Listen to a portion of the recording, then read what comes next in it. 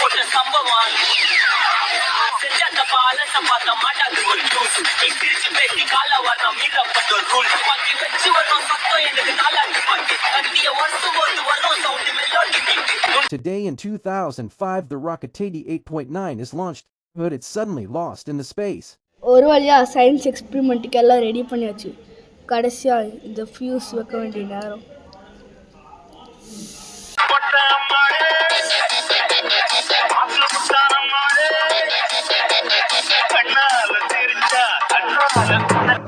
யார் கண்டுபிடிச்சாங்க நம்ம இதை பார்க்குறதுக்கு இடத்துக்கு போய் தான் ஆகணும். நான் இடத்துக்கு வந்துட்டோம்டா.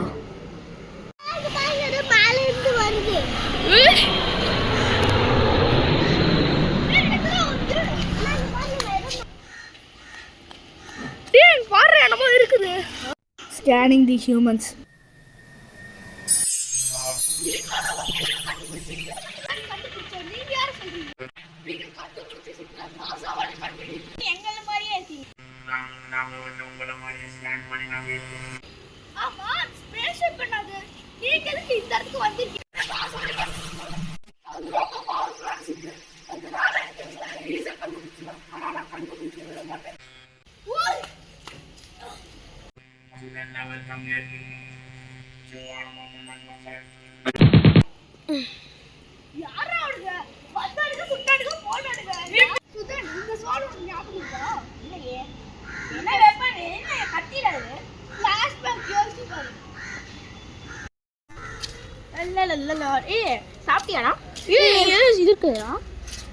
என்னடா பூ பறிக்கிறது ஸ்வாட்ல இருக்கு தெரியல.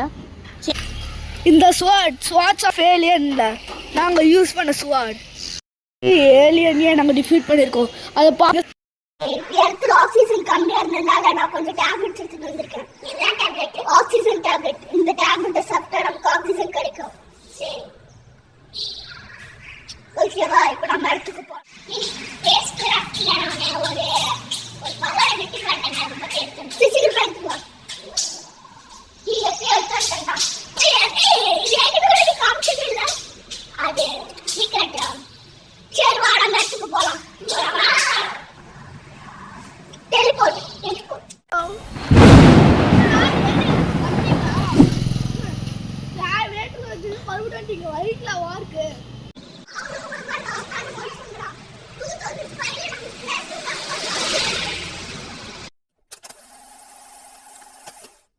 அன்னைக்கு ராக்கெட்டை லான்ச் பண்ணாங்க.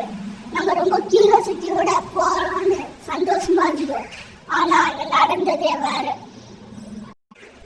அப்போ திடீர்னு ஒரு வித்தியாசமான பிளானட்டோட கிராவிட்டி புல் எங்களை இழுத்தது. எங்க போறோன்னே தெரியல. அந்த கிராவிடேஷனல் புல் ரொம்ப ஸ்ட்ராங்கா இருந்துச்சு நாம நினைச்சதோட. அந்த பிளானட் ஃபாஸ்டா சுத்தி இருந்துச்சு. அதோட விண்ட் லெவல் ரொம்பவே ஹையா இருந்துச்சு நாம நினைச்சதோட. அந்த விண்ட் லெவல் மட்டும் தான் அதிகமா இருக்கு. அந்த பிளானட் கூட போகும்போது வித்தியாசமா ஒரு பெரிய ஒரு மார்க் மாதிரி இருந்துச்சு. அந்த சிம்பிள்குள்ள எங்க ஸ்பேஸ் கிராஃப்ட்ல லேண்ட் பண்ண அப்புறம் எங்களுக்கு ஒரு மாதிரி ரியாக்ஷன் தெரிஞ்சிச்சு. அதுக்கப்புறம் எங்களுக்கு சூப்பர் பவர்ஸ்ல கிடைச்சிருச்சு. அது மட்டும் இல்லாம நாங்க இன்விசிபிளா ஆயிட்டோம். யாரு கணக்குமே தெரியல. அது இன்விசிபிளா தெரியறதுக்கு தான் இப்போ உங்களோட நாங்க சாம்பிள் எடுத்தோம். ஆமா, நீங்க என்னமோ கையில கட்டிருக்கீங்களா? அது என்ன? அது என்னமோ வாட்ச் மாதிரி இருக்கு. என்னன்னு தெரியல. அந்த பிளானட்ல ஒரு கோல்டன் கலர்ல ஒரு லைட் மாதிரி தெரிஞ்சிச்சு. என்னன்னு தெரியாம அவனுக்கு போய் அந்த லைட்டை தொட்டோடனே அந்த வந்து அந்த பவர் வந்து கையில ஏறிடுச்சு. ஃபர்ஸ்ட் அவனால எடுக்க முடியல. பட் அவனுக்கு எப்போ அது வந்து ஒரு நல்ல பவர் தெரிஞ்சப்புறம் அது எப்படின்னு தெரியாம ஓனா அதே வந்துருச்சு. அதுக்கப்புறம் அவன் வந்து அந்த பவர் கூட வந்து நல்லா க்ளோஸ் ஆயிட்டான். அது மட்டும் இல்லாம அவன் ஃபர்ஸ்ட் அது எடுக்கும்போது அந்த அளவுக்கு பவர் எஃபெக்டிவா இல்லை. ஆனா அவன் அதை ஆல்டர் பண்ணி ஒரு பெரிய பவரை உருவாக்கிட்டான். இவ்வளவு வருஷத்துக்கு அப்புறம் இப்போ கூட சண்டை போடுறதுக்கு தான் அதை எடுத்துட்டு வந்தான். ஆனா இப்ப சண்டை போடும்போது மட்டும் நீங்க அவன் கூட கொஞ்சம் உஷாரா இருக்கு. ஏன்னா அது எந்த அளவுக்கு எக்ஸ்ட்ரீம் பவர்னு சொல்லி எனக்கு தெரியாது. ஆமா, நீங்க ஸ்வாட் படிச்சிருக்கீங்க. அது என்ன ஸ்வாட்?